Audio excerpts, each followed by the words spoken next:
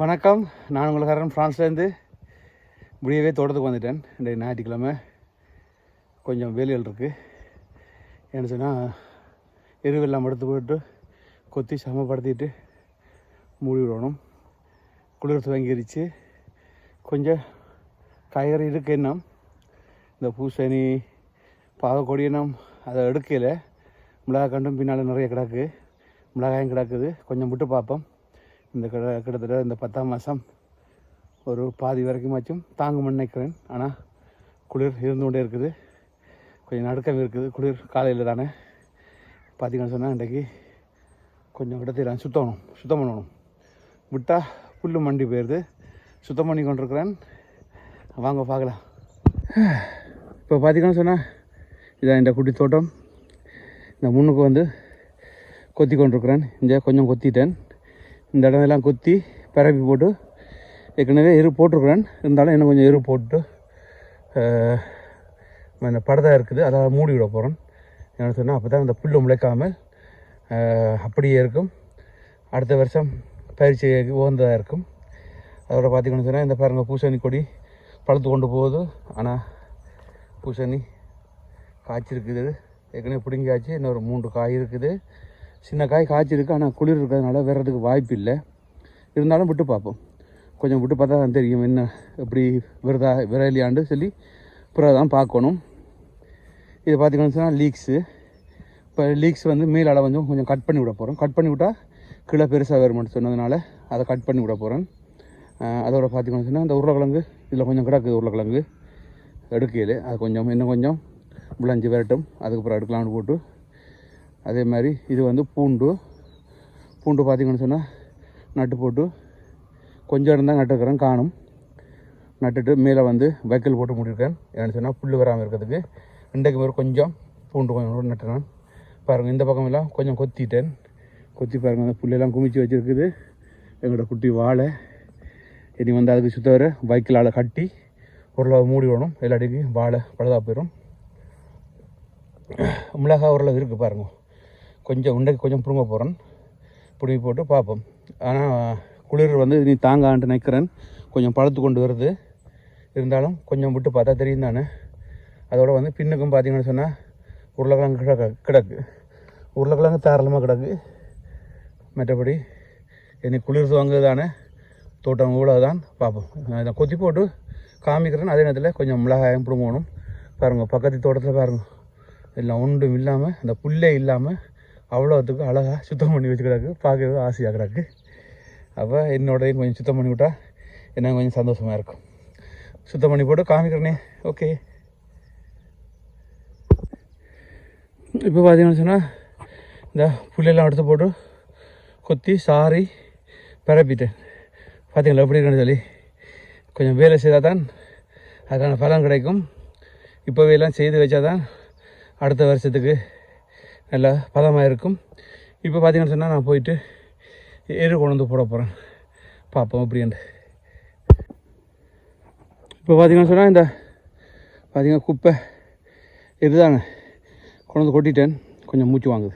பரவாயில்ல, கொண்டு வந்து கொட்டியாச்சு. இனி இதை வந்து பரவி விட்டுட்டு ஒரு 2 கிழமைக்கு இப்படியே விட்டால் 2 வாரத்துக்கு எல்லாம் மழை பெய்துச்சுன்னு சொன்னால் எல்லாம் மக்கி போய் இருக்கும். அதுக்கு மேலே அப்புறம் படதா போட்டு மூடி விட்டால் அடுத்த வருஷம் பயிர் செய்கிறதுக்கு அருமையாக இருக்கும். வாங்கோ எல்லாம் கொட்டி பரவுவோம். உன்னை அறிந்தாள் நீ உன்னை அறிந்தாள் உலகத்தில் போராடலாம். உயர்ந்தாலும் தாழ்ந்தாலும் தலை வணங்காமல் நீ வாழலாம். உன்னை அறிந்தாள் நீ உன்னை அறிந்தாள் உலகத்தில் போராடலாம்.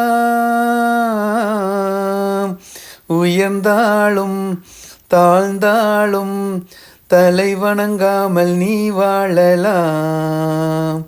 மானம் பெரிது என்று வாழும் மனிதர்களை மான் என்று சொல்வதில்லையா? தன்னை தானும் அறிந்து கொண்டு ஊருக்கு சொல்பவர்கள் தலைவர்களாகவில்லையா? மானம் பெரிது என்று வாழும் மனிதர்களை மான் என்று சொல்வதில்லையா? தன்னை தானும் அறிந்து கொண்டு ஊருக்கு சொல்பவர்கள் தலைவர்கள் ஆகவில்லையா? ஊ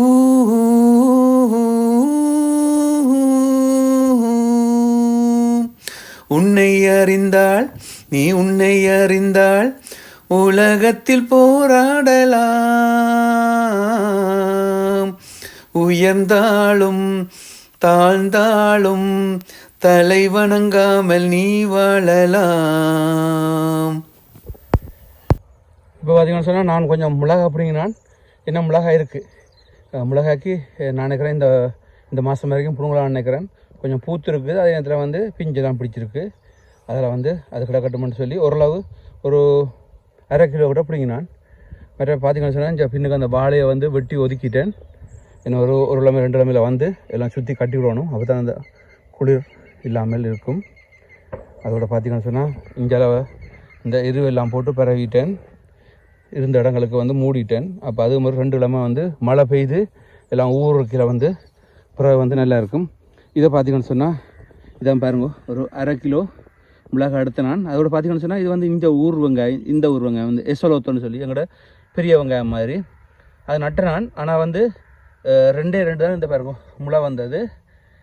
மற்றது வந்து சின்னதாக தான் நட்டது வந்து அது உள்ள பேர்த்திருச்சி வெளியில் வந்து அந்த தாழ் விரையில். அதனால் அது எல்லாத்தையும் எடுத்தால் கொஞ்சம் வதக்கி ஒரு குழம்பு கொண்டு வைக்கலாம். அதனால தான் எடுத்துட்டேன். அதோட வந்து பார்த்திங்கன்னு சொன்னால் ஓரளவு ஒதுக்கி கொண்டு வந்தாச்சு. இதை பார்த்திங்கன்னு சொன்னால் இந்த லீக்ஸ் வந்து மேல் பக்கம் வெட்டி விட்டால் கீழே வந்து தண்டு பெருசாக வரும். அதனால் வந்து வெட்டி ஒதுக்கி போட்டேன்.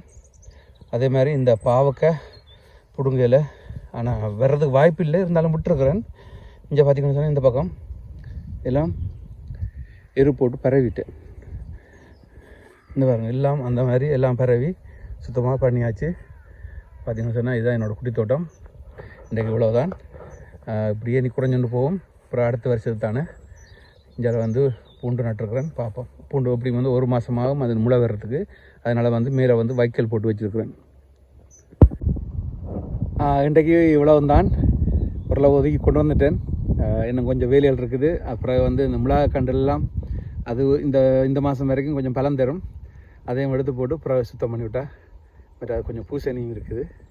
எல்லாம் எடுக்க கிட்டத்தட்ட வந்து இந்த வருஷத்துக்கு கடைசி வரைக்கும் காய்கறி வாங்க தேவையில்லை, அப்படியே இருக்கும்.